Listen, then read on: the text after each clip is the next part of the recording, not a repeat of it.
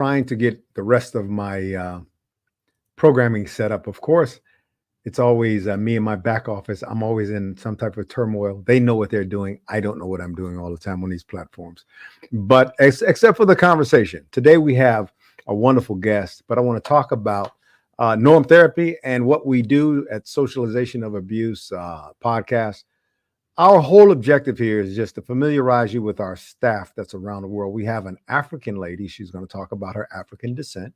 We have a lady who's from Africa, but also she lives in South America, in Brazil.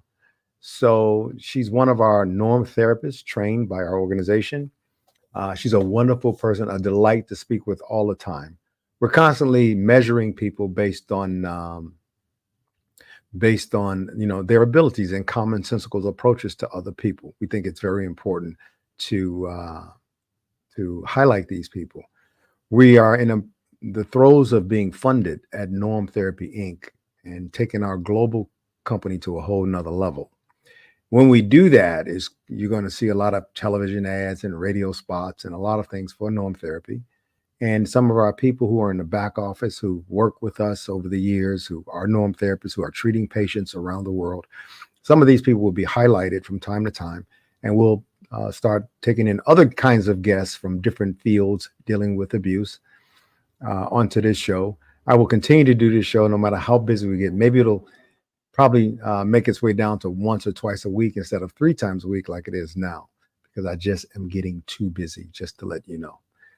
Okay. Abuse is pervasive. It's ubiquitous. It's everywhere. People who find themselves in abusive circumstances oftentimes don't even know they're in them. And once they're in them and they do find out, they start to immediately and personally look for ways out of it. But they don't always find a way. Abuse is so, you see it, you know it's happening, but you can't quite articulate it. I guess the word is inarticulate. Abuse is very inarticulate. So we're going to help you define abuse in many different levels at Norm Therapy, and as well as goarrow.org. If you go to our nonprofit, which is goarrow, GOARO.org, or abuserefuge.org, either you go there, abuserefuge.org or goarrow.org, and you'll be able to see a plethora of things that we've done in the abuse care industry and how we've helped people to date around the world for the past 6 years. Now, it took about 30 years to develop norm therapy, but about the last 6 we've actually implemented it. It's been a long journey, by the way. Okay, and without any further ado, I'm going to be adding to the stage here in a moment, Messi, and I want her to tell you her name because I always mess it up. And she's a norm therapist intake specialist level 3 at our organization. Messi, please introduce yourself. Good day, Michael. My name is Ouabeloua, and I'm from the Republic of Congo. Actually, I reside in Brazil. And yeah, that's basically it about me. Yay. Well, tell me, what have you been doing? You're down in Brazil now. What part of Brazil are you in? Actually, I'm in the southern side of Brazil, like the state is Paraná. Okay. So yes, that's not near the capital at all, if I remember correctly. Do Yeah, you like that's it right. down there? Do you speak fala português? Sim, só um pouco. Actually, I'm still learning Portuguese, and I don't feel that fluent as I want to be, but I can still communicate since I go to school, things like Mhm. that. So yeah. I understand. Well, yeah, I mean, being from the Congo, which I have been there many times in the Congo, being from the Congo, and what part? Kinshasa, Brazzaville? What part of the Congo are you from? Republic? Actually, like it's two different countries. So I know, I'm from the I other know. country, which So when is somebody say the Congo, I'm Republic of asking which Congo. one? Yeah, Republic of with the Congo, Kinshasa. capital, no, the capital being Brazzaville. Oh, Brazzaville. You from Brazzaville? Oh, Congo. Yes, that's where I Democratic am. Republic of Congo is the other side. That's right. Democratic That's correct. Republic of Congo and the Republic of Congo. Two different ones. You're right. Brazzaville is one country, and Congo, of course, the other Congo is another. So Brazzaville is very different than uh, than Kinshasa. I've been to both. And when I don't say different, like in culture and anything, but just different, like in businesses and development and that kind of thing. And I think Brazzaville is oil based, isn't it? Most of your All wealth the come from best. oil from petroleum oil. To be honest, Michael, I left Congo when I was like 17. I don't know Okay, much. okay, I no problem. cannot We can pronounce go into that. myself on that. Well, being African anywhere, most Africans that I meet in the world from the continent, they're in the most diverse places that I've ever seen. I mean, I Mhm. see them in New Zealand, I see them in South America, Central America, all over Europe, all over the United States. I mean, Africans get about as a continent goes. They get about and they do some pretty amazing things insofar as walking into different societies and building businesses and opportunities. But okay, that's beside the point. Uh, Tell me Yeah, something. but I just, yes, go ahead. No, go Sorry. ahead. Go ahead. Please tell me. No, I just wanted to say, from what I know so far, petrol is what we do produce a lot. But regarding oil in particular, honestly, I don't have no idea. I just needed to bring that clarification out there. Right, right. Well, yeah, I remember while there a few times being in discussions with different people about doing business in the Congo and lifting oil out of Brazzaville, and that part was the big issue. And Yeah, gems and stones and diamonds and petroleum to a certain extent was on the other Congos. So it's just two Congos. People don't know that. So I'm glad you yeah. fleshed that out for us. Thank you very much. I really appreciate it. Okay, so you, what brought you to Abuse Refuge Org, our nonprofit, in the beginning? What brought you there? Okay. Actually, at the time, I think I was no longer working and I was looking for a way to use my time. Michael, I believe in helping the society, and since when I was in school, I was busy like giving my time to help people and to do all NGOs things. Now I was on LinkedIn searching for something to do. Now I came across Abuse Refuge. I started reading. It was so interesting, and I saw that you were also working with people outside. And I saw Eve, she was there, and I knew Eve. I know Eve is not in the USA, so if she's working there, probably it's possible for me to work there. Now I saw the talent acquisition position and applied. Then I had to speak to Nicole, who was very friendly and she was amazing. At the time I was on holiday back home, the internet was bad. And she did her best, like to accommodate me and have the interview ongoing. I had a great experience from the first time. Then I told myself, I think this would be a great place for me to be part of. And that's how I joined Abuse Refuge Org. Well, I'm glad to hear that. We're one of these organizations. We're very unique. A lot of these videos that we're doing now will be used in the future for business development, for showcasing our staff, and all of that. We're an innovative company dealing a lot with, of course, every kind of abuse you can possibly imagine on the planet right now, with the exception of alcohol and drugs, because you need special licensing normally in the United States in different areas because we are a US based company. So we're working on those licensures. Once we have those licensures where we can actually provide that kind of service through norm therapy for abuse care in the alcohol and drugs area, we'll, of course, do that. Just wanted to let you know that, being 6 years old as a actual function and service, no matter if it took 3 decades to develop, being actually 6 years old makes us relatively young in the therapeutic world. So, but we're making our niche and we're carving out our niche in the marketplace even as we speak, almost every day. Tell me something. What makes you excited about helping other people? What makes me excited about helping other people is because I was abused. Like I was a victim of abuse. Thanks God, I've never been sexually abused or anything like that. But I did Mm-hmm. have kind of things like that, and I was abused. I was victim of abuse from people like from my surrounding, people from church, at work, things like that. And I was exposed to many situations where I felt like I was almost on my own and I had to find out ways to get out of every situation that I found myself in. Then I felt like, okay, if I'm in this situation, I surely there are other people in the same situation. Then I started talking to people and I understand that there were many people in those situations. And I told myself, like, you know what? I believe in the say that goes, we only give what we have. And what I think that I can always have is time. So let me just give my time in helping other people in any kind of way that I can.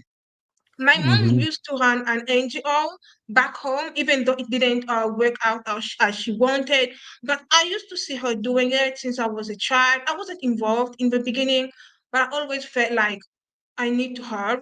Sometimes, from my community, we do believe that helping is just like giving someone a bread or giving someone money to eat. But I think there's much more than we can give. There's much more knowledge or time, just a listening ear, things like that. And these are the things that really motivate me to help people in any way that I can. And that's why I volunteer and I do every other things that I do in that sense. It's been scientifically proven that you get more out of helping someone else than someone helping you. Did you know that? It's been scientifically proven. I read study after study that proves that people who help others get more out of it than the people they're helping. Isn't that interesting? Why do you think that is? Why do you think that is? I agree with that, Michael. As a matter of fact, when I joined norm therapy, although I was in error, I was working, everything was good. I know you were talking about norm therapy every day, but because I used to see so many people around me who were victims of different types of abuse, and I was like, okay, why if I join norm therapy as well? Because I was there, although I wasn't part of norm therapy, but there were things that I could learn from the meetings, from things like that. And I was like, okay, let me go there, get this knowledge so that I can also help people around me who do not understand English. You see? Hmm. And me coming with this motivation, you know what? Going through the norm therapy training changed my life completely. And I can tell you that the person I was in 2022 is completely different from the person that I am today. And people like they testify it. Like my brother will say, like, oh, you have changed. My mom will say that, and everyone around me will say that. And this is just a way for me proving that the fact that I was motivated by learning to help others, I actually ended up helping myself. So Yes, yeah. I remember who you were back in 2022, and you were this kind of not shy, but you were rather reserved to speak. And when you did speak, you waited for everybody else to speak first, and you kind of cowered under to certain issues. But as you became a norm therapist, I remember seeing you go through training, you completely changed. You became extremely more assertive, clear. You could not be bullied anymore. No one could treat you badly. Narcissists were like your public enemy number one. You really tackled the narcissist. I was very proud to see your growth. Most people don't know that becoming a norm therapist and helping other people with abuse, you're mainly helping yourself. They don't know. How did it help you? How did norm therapy? Because remember, we were training you to help others, but how did it help you? First of all, I will start with how can I put it? I used to be a people pleaser. Like I grew up thinking like, okay, even if someone does something which I don't believe is good, I'll just accept it. Now, during training came the one word thing that we do at non therapy, where you need to choose one word and you need to work towards that word so that you can see how you progress, things like that. And at Hmm. that time, the one word that I chose was accept. I chose accept because I used to feel so much regret. There were so many things that I used to regret about, things that happened in my life. Sometimes I'll just sit back and start thinking, oh my God, yesterday I had this, today I don't have it anymore. Or this is how I was treated yesterday. Maybe it wouldn't happen. And I used to have this kind of guilt, this kind of like always thinking back and regretting. And now when I choose acceptance, now it become like if I'm sitting and now I'm having this idea coming to mind, any kind of regret, I'll just tell myself, Missy, accept and move on. And I was training myself that way. Honestly, it seems to be very simple, but it's a technique that really helped me in that way. Then came the different types of like lie detecting things. We did also training on how to be a human lie detector. And I was like, okay, How has that now worked I out for you? How understand. has that worked out for you? Okay. Actually, there is something that I need to share. Sometimes there are things that we just feel to be normal. Like you don't really feel like it's a lie, but for you, it's normal. I'll give you an example, Michael. I remember when we were doing the norm therapy training, and now we had to do role plays because that's part of the therapy as well. And during the role play, due to lack of attention, I didn't know that we had to tell like real stories. And in my mind, I'm like, okay, it's a role play, so let me just play a role. Now I was telling a story and I was making up my own things based on the questions and things like that. Until admit like I think the last day or few days before we were asked like, oh, said the true story? People raise their hand. Who didn't say? I'm like, me, I made up my story. And like administration was like, no, but that's not how it should be. It should be, I remember that meeting. true. Yeah. And I'm like, okay. And I was asked the question, why did you lie? In my mind, I didn't lie. I made up a story. So for me, it was like two different things. But from that training, I'm like, okay, there are things that we actually see to be normal, which actually are not normal. This is just an example that I'm giving you from the training itself. But apart from that, in real life, I also learned reasons why people lie. These are things that I know, but there are things that I really didn't take into consideration. I would blame someone for lying to me, but after the training, if someone lies, I will sit back and try to think, what caused this person to lie?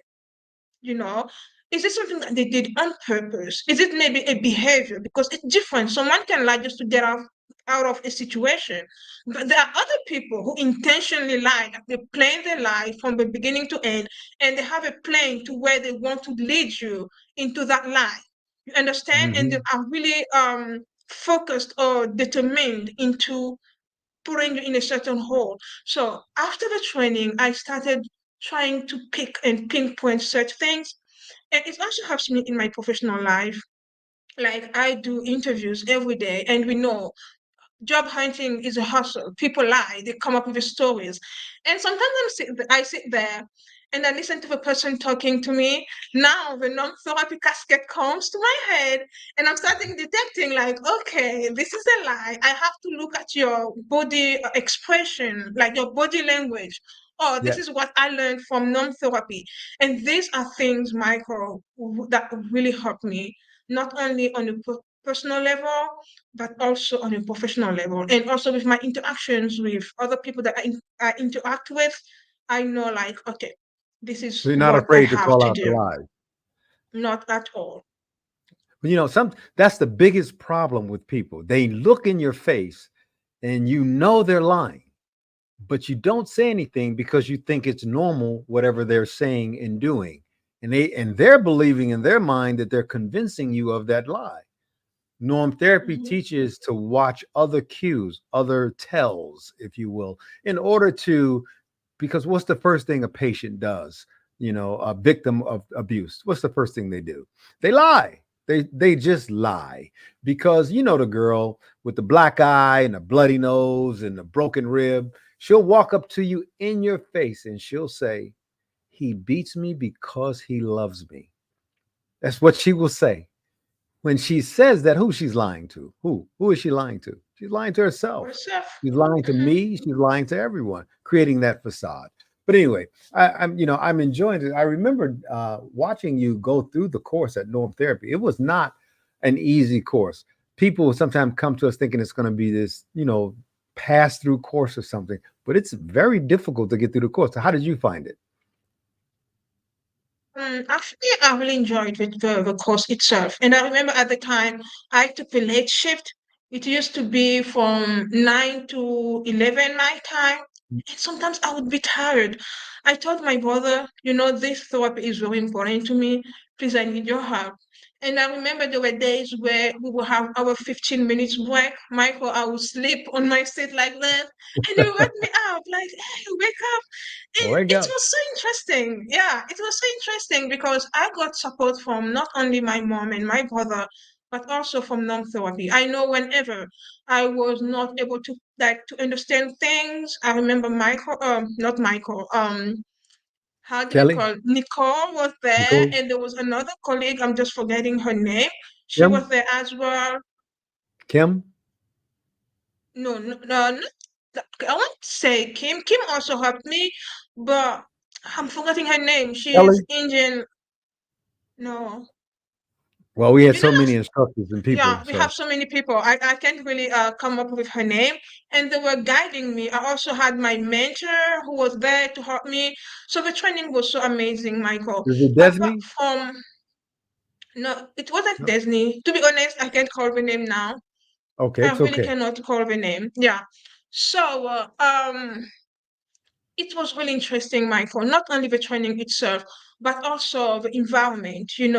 Sometimes you do learn things, but if you are surrounded by good people and you have a good environment and supporting environment, trust me, everything seems easy. It's not easy for someone like to be awake at that time and focus like this, have your camera on. It can be tiring. But when you know that this is something valuable, you can do everything just to go forward. And I can tell you, maybe I know it's not like anything that comes straight to norm therapy, but I believe that many people want me, even my friends, when they have things, they'll come like, oh, Miss, you're a therapist. I'm like, hey, I'm not like that therapist that you will see out there. I work with norm therapy, but how can I help you?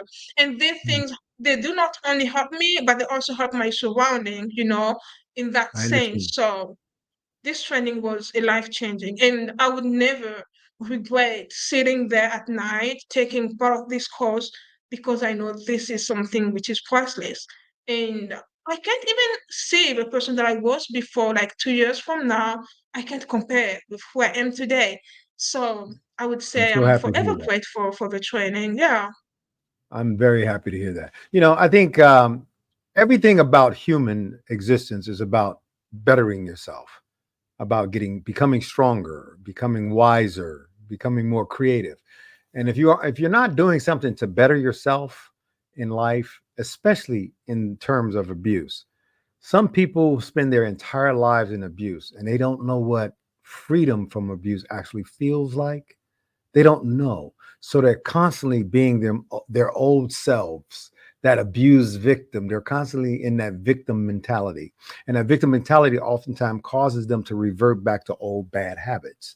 And they tend to choose the narcissist. And they wonder why that every boyfriend or every girlfriend they ever have is a narcissist. They wonder why the people they surround them with, that they don't appreciate them, or they talk down to them or bully them. They're always wondering why, and they don't really know, because they're putting themselves in circumstances often that are similar to everything they've experienced throughout their lives, but they don't see that. Abuse is so inarticulate. It's very difficult to describe. When a person is on the playground grabbing their kid, going, "Stop that! I told you to stop doing that," and they're just grabbing them by the collar or the arm, and they're doing all shaking that child. They don't even know that they're abusing their child because it's so common for them to do that and have that kind of response. One thing I love about norm therapy is we define abuse. We go intimate with how abuse affects people, and we help them articulate abuse in their own lives, because everybody's abuse is different. Everyone's abuse is different. That's why the name of our therapy is norm therapy, because it's not my normal, messy, and it's not your normal. It's the normal of the victim we're trying to help them establish. And I think that that's important, that people understand it from that perspective. Okay, tell me something. In your travels, now you live in Brazil right now, and you're finishing up your master's program, your MBA down there. That's something I've seen. I have a couple of friends from the Congo. Uh, one of my best buddies in the world.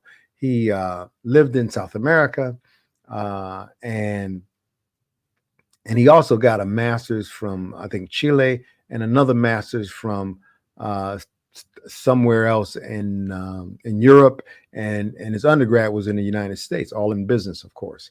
And and I find that Africans, when they travel the world, they're often in pursuit of commerce or education. What is that all about? Um, all right. I won't be able to tell about other people, but I'll try to speak about my point of view. One thing Please. that you need to know, Michael, from my country where I come from, yes, we do have universities and we do have schools. However, sometimes our degrees are really not valued as they should out there. And the other Mhm. thing is most of the materials that we use are old, outdated, if I can say that. We are really not up to date with what's going on around the world, the system, and things like that. And when we happen to be updated, usually it's late. Let's say maybe there is a version 3 which is available. Maybe Congo will update from version 1 to version 2 only. So sometimes it's just like to seek for degrees that will be recognized around the world because that will just help you and it makes things easier, especially nowadays where people are working remotely. Let's say I studied in Congo and I have a master's like that I got in Congo, and another person has a master's from England, from Brazil, things like that. And we go and apply in a big international organization. My chances will be lower simply because I was not exposed to higher technologies or updated informations, and that will make me behind other people. So that's the reason why sometimes just try to go out there and try to get the education which are more updated. I'm not saying that back home it's bad, but I'm just saying that outside sometimes it's better than back home because we are not really up there updated. Well, I'll say this. There's an old saying that the A students work for the B students. The B students are the executives for the C students, and the D students are whom the C students dedicate buildings and monuments to.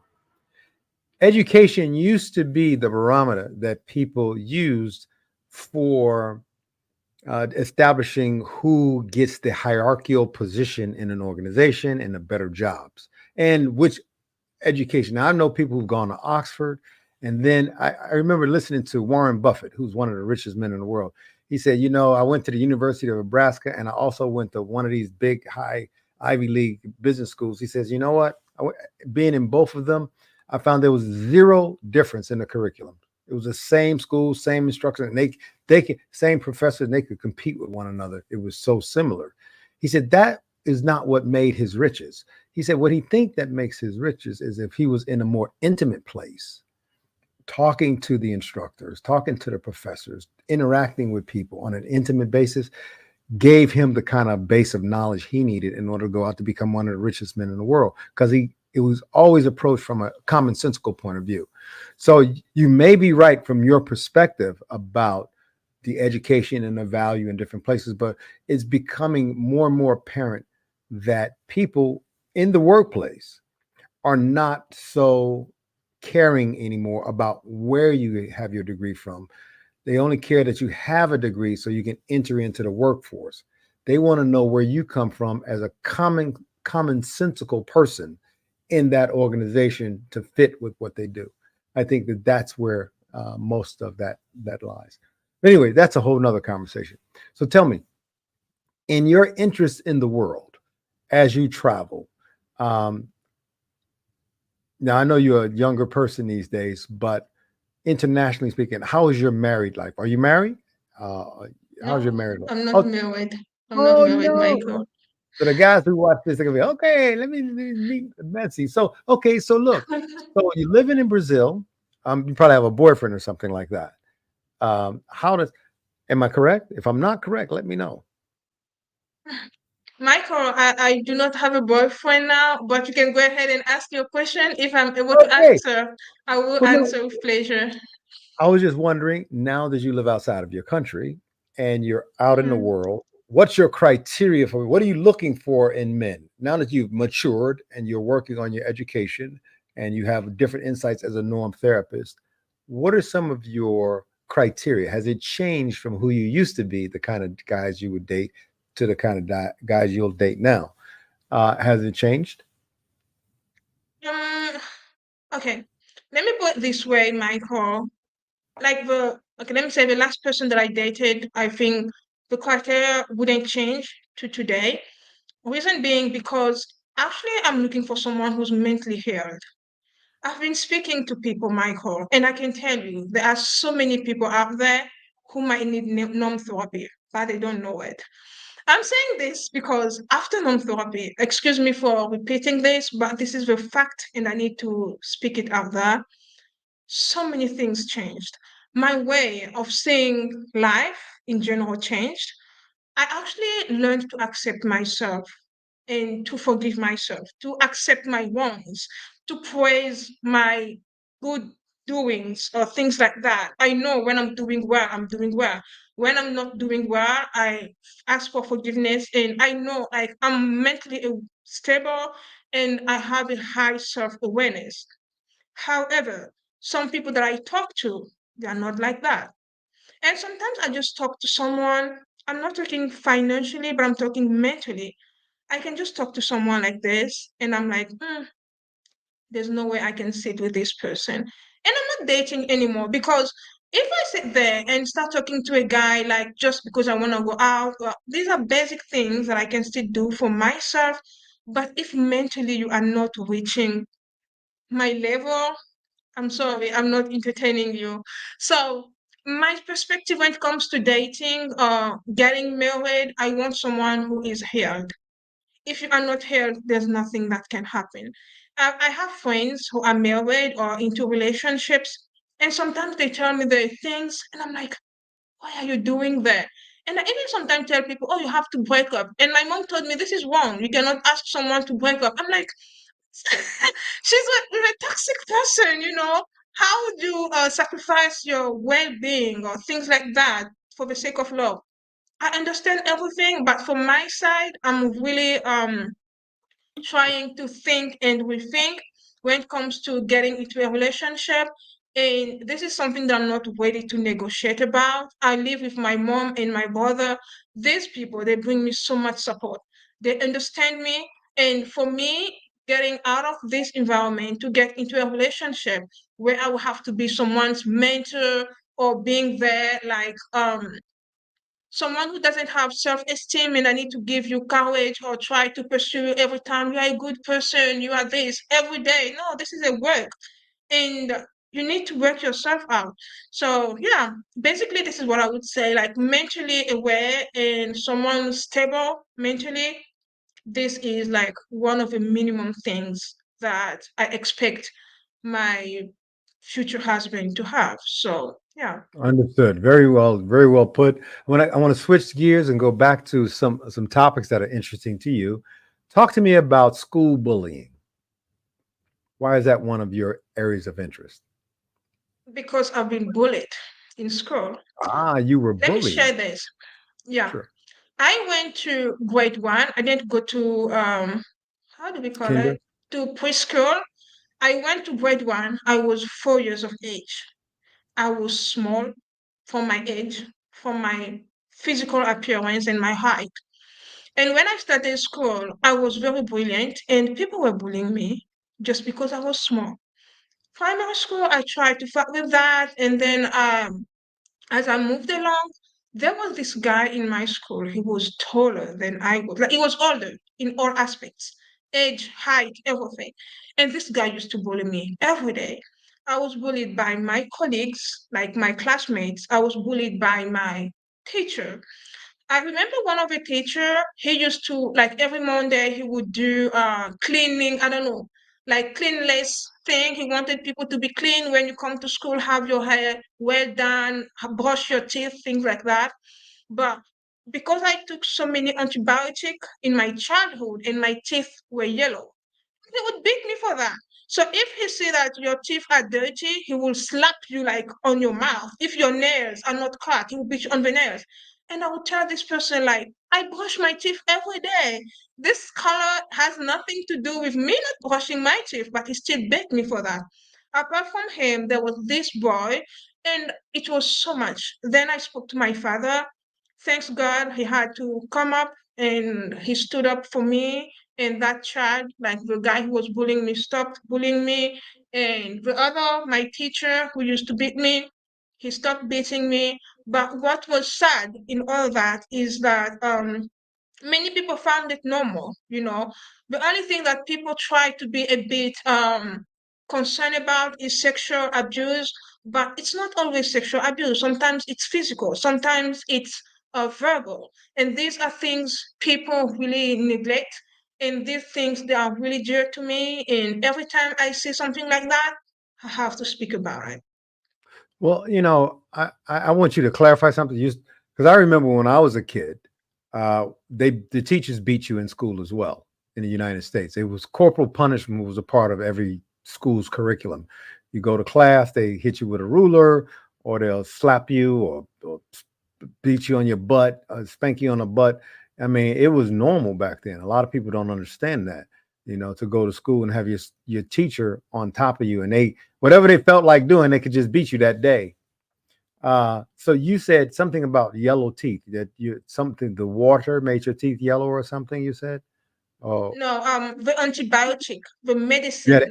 right. The antibiotic, right. Antibiotics Yeah. do discolor your teeth. So due to antibiotics, your teeth were yellow. So your teacher beat you as a child. Wow. Mm-hmm. Thinking that your teeth were somehow unclean.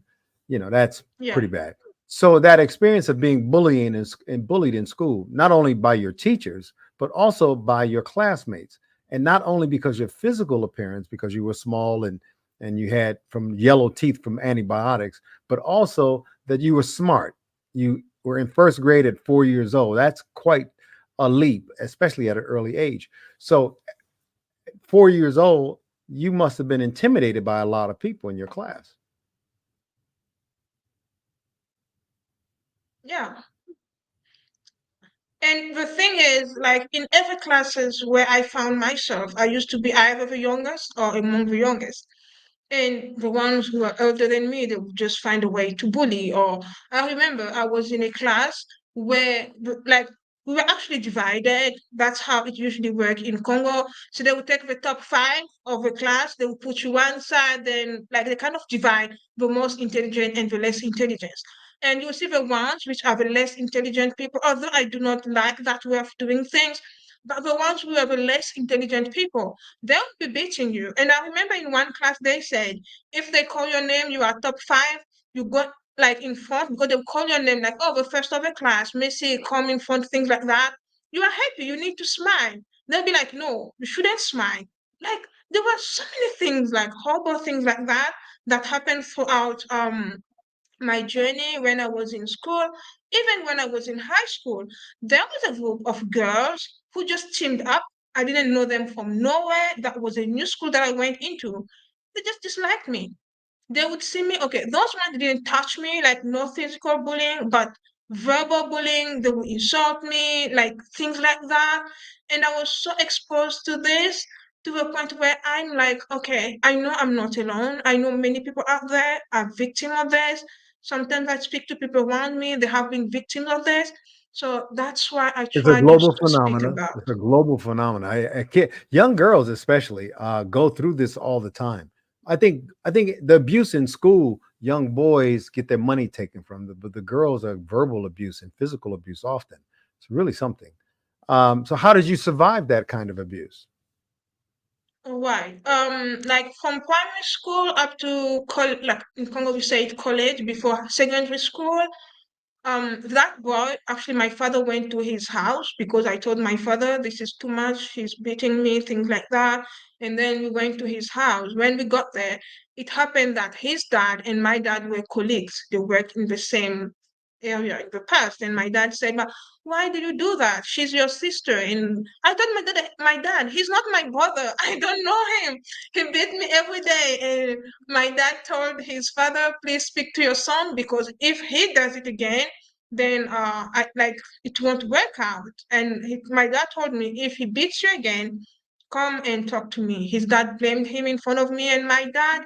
Ever since he stopped touching me because he used to do like if I'm sitting, he would come and slap me on the head or pull my hair, things like that. That stopped. Can And I share regarding something the with you? girls, yes, I've Michael. had patients with this same problem. And a lot of times, those are very traumatic experiences that girls experience when boys hit them. But Yeah. what I also do is ask the women that I counsel and that are patients of mine. I ask them this question: could it be that that boy liked you?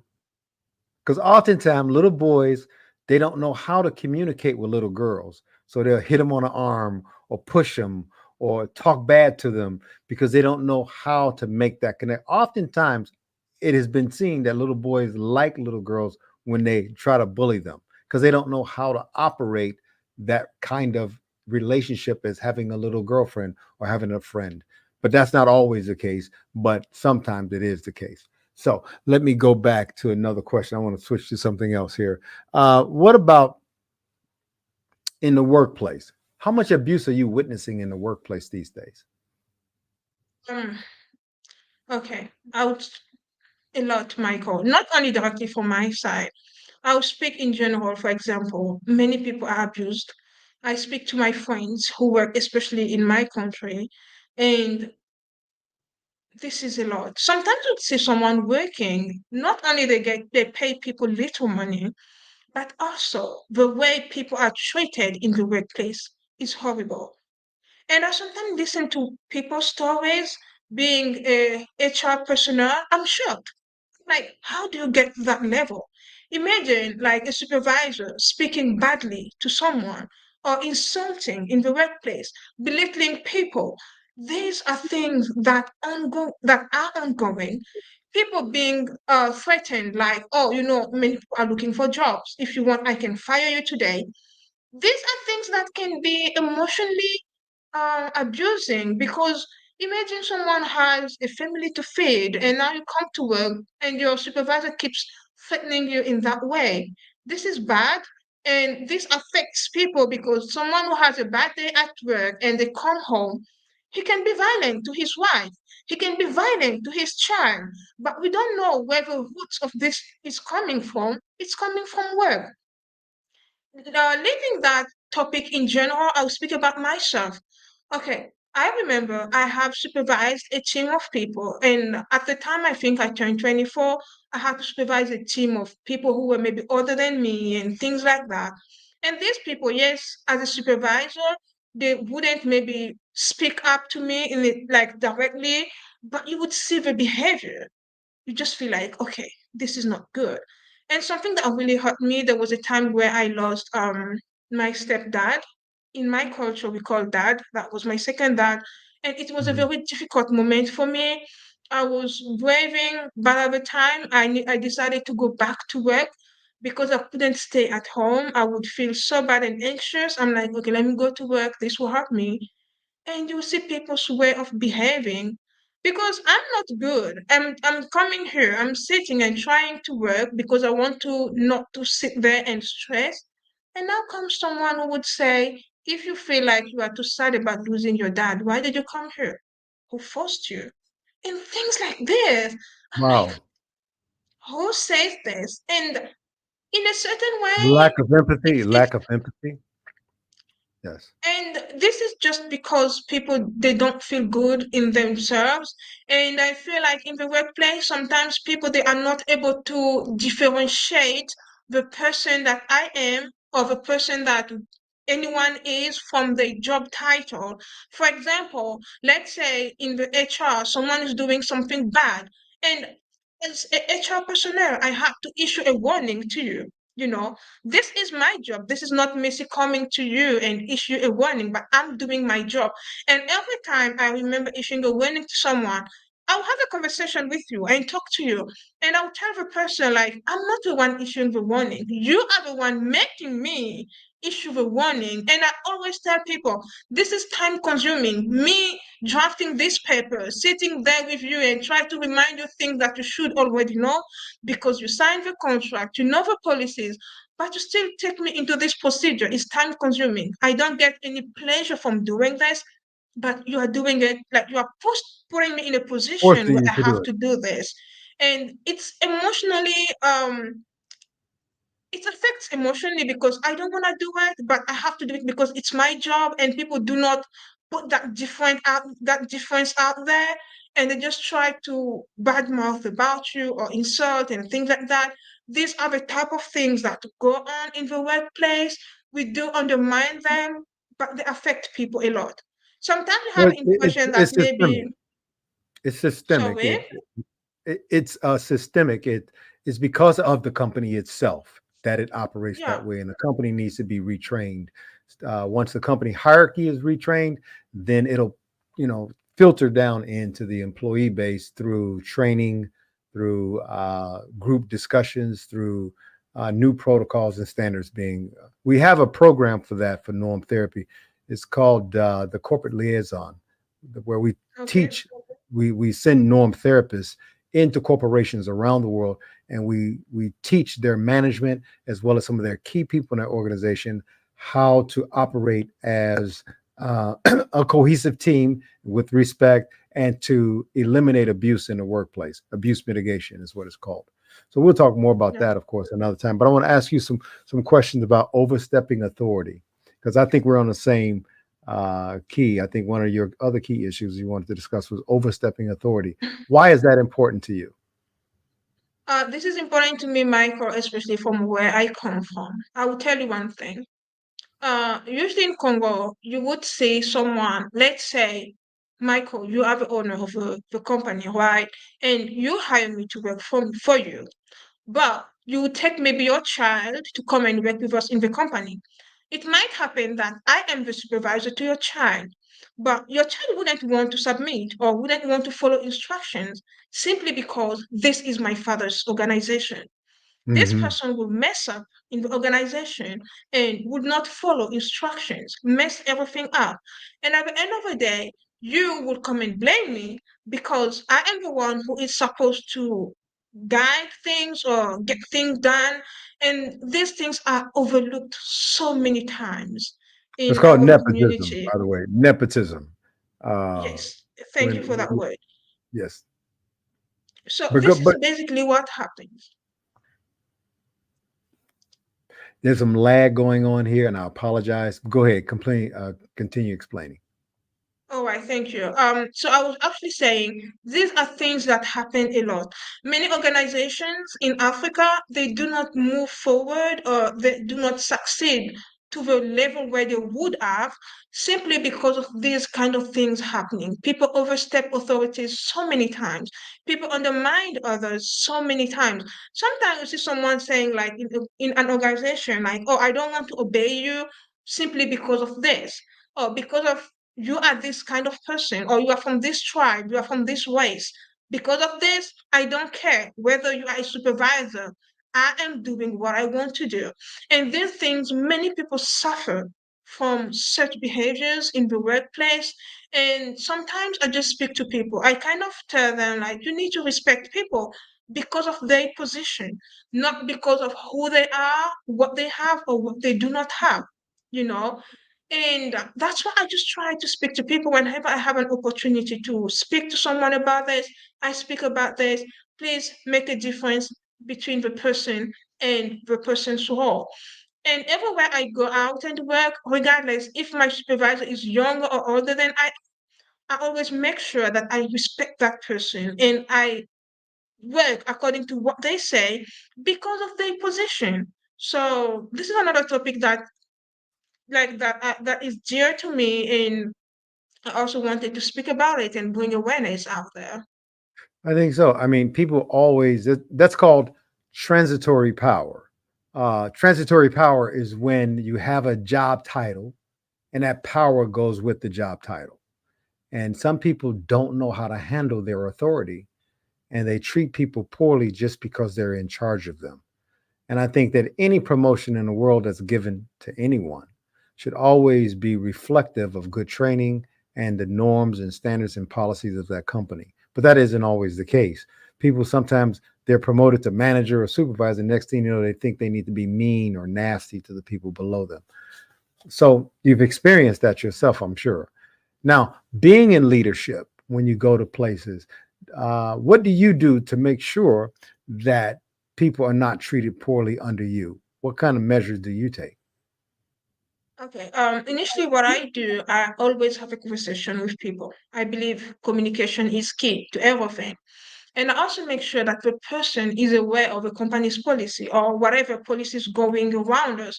I will explain to you, okay, this is my position. For example, I'll be your supervisor. This is how we're going to work. And whenever the person is not complying, call you. And I will remind you about what's going on and I'll explain to you like I'm not here to be your boss or things like that. I'm here just because the team needs to move forward. So everything that you do, it affects me, it affects your colleagues, and it affects the functionality of the entire team. So for the well-being of everyone, let's just work together and move Hmm. forward, So I make sure that I always prioritize communication and explanation and understanding. Because if a person doesn't understand what they have to do or what's going on, nothing will work out. So I prioritize communication in every situation.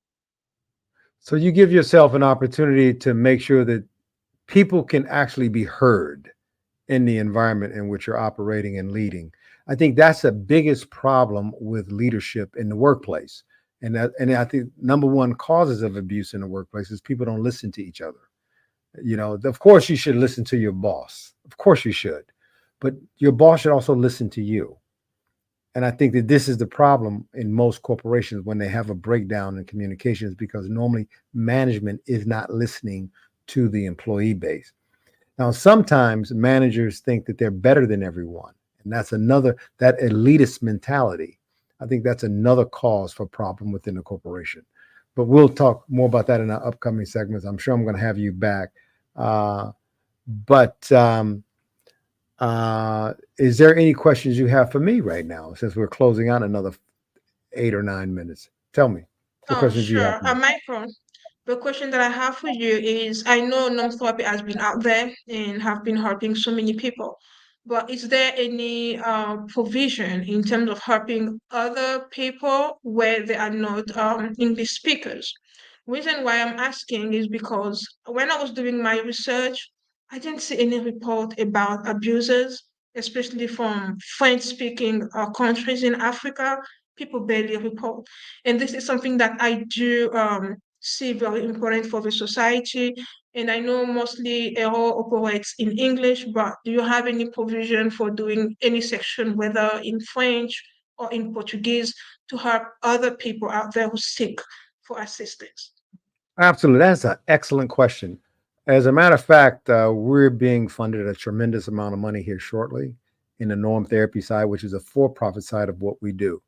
We'll be expanding our school across the globe in many different countries. We'll be infusing millions of dollars into our platform here shortly.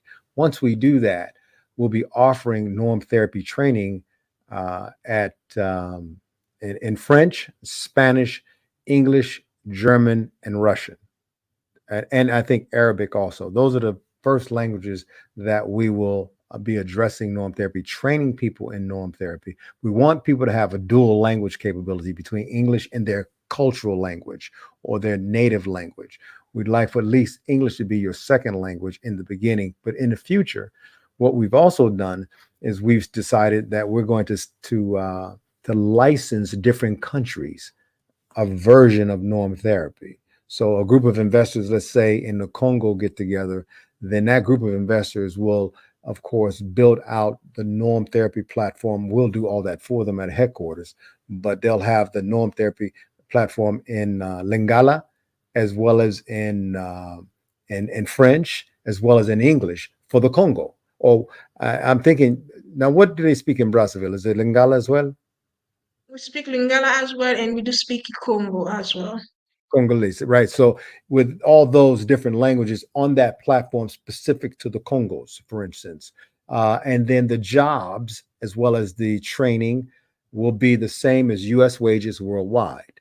We believe that U.S. have some of the best wages when it comes to this type of activity. Not the best, but some of the best wages in the world. So we'll start our norm therapists out at a good salary. Plus, they'll participate in the hourly costs for different contracts and different individuals.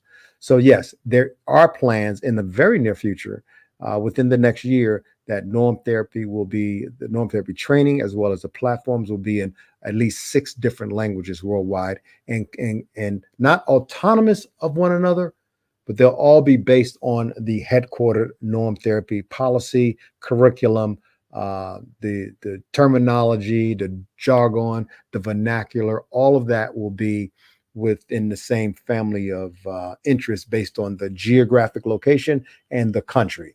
Absolutely. And the jobs I think our lowest starting pay or salary is the same in the United States as what a counselor a licensed therapist or counselor would make after 20 years being in their market. We start out our norm therapists at that particular level of salary.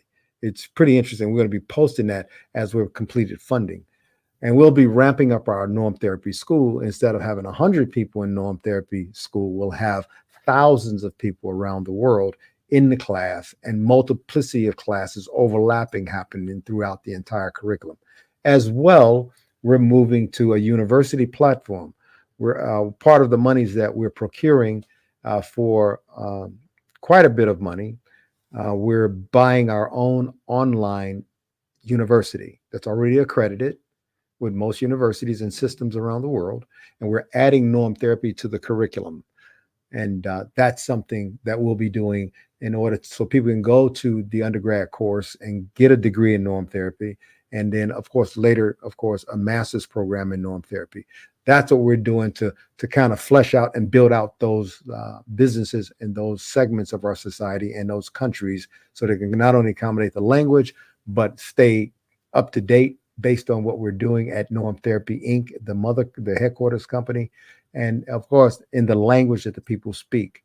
That's what we're doing in the very near future. And there's much more to come out that. All of our apps and all of our services will then be translated in those languages as well. Great question, by the way. I'm glad you asked that Wow, one.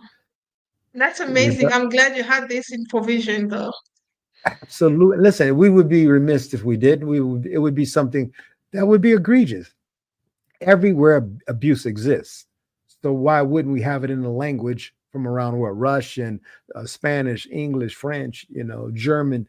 These even I think Chinese and Japanese are the other two languages that we're looking at as well. They're much more difficult to incorporate because we need to bring those kinds of professionals on board. We have a lot of people from the Asia on board with us now, but we need to really define that area of the world so we know what kinds of languages and what kinds of because abuse in California is different from abuse in Nigeria, that's different from abuse in the Congo, that's different from abuse in Exactly. Australia. So that matrix we're building out for abuse is really awesome.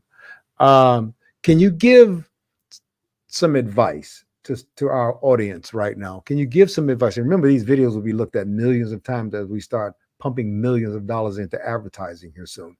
But can you give advice to people out there who want to become norm therapists? What advice would you give them? To anyone who wants to become a norm therapist, the advice that I want to give is do not try to become a norm therapist just because um, of you seeking a job. But if you want to become a norm therapist, make sure that it comes from within you.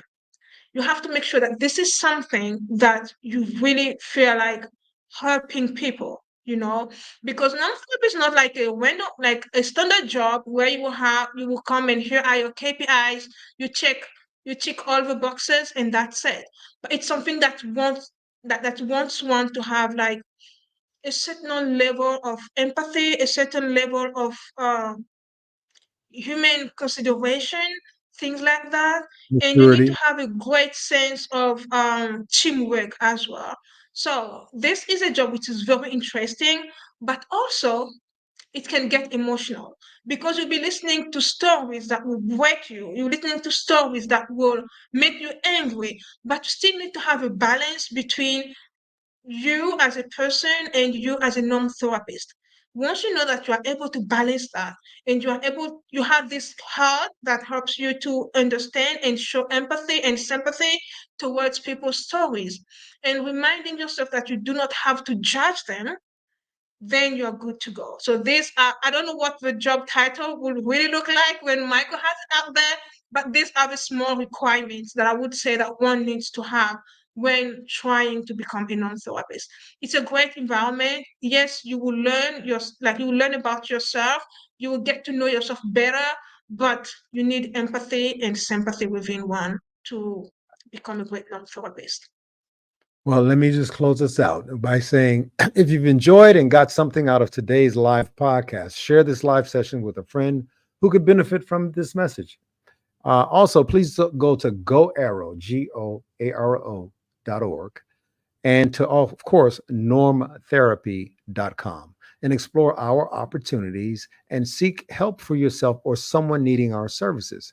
If you're interested in applying to participate in our live sessions as a guest, victim, survivor, or otherwise, please email us at contact@normtherapy.com. Thank you for joining us. And we can't wait to see you again this Tuesday, July 2nd. I think I'm doing a panel interview. I'm not sure, but you'll get the advertisement notices out there. And thank you, Messi. It was wonderful having you on board. And I haven't talked to you in a while because you're down there in Brazil these days. But we'll keep you abreast on what's going on in the company. And when we're starting to hire again, hopefully this summer.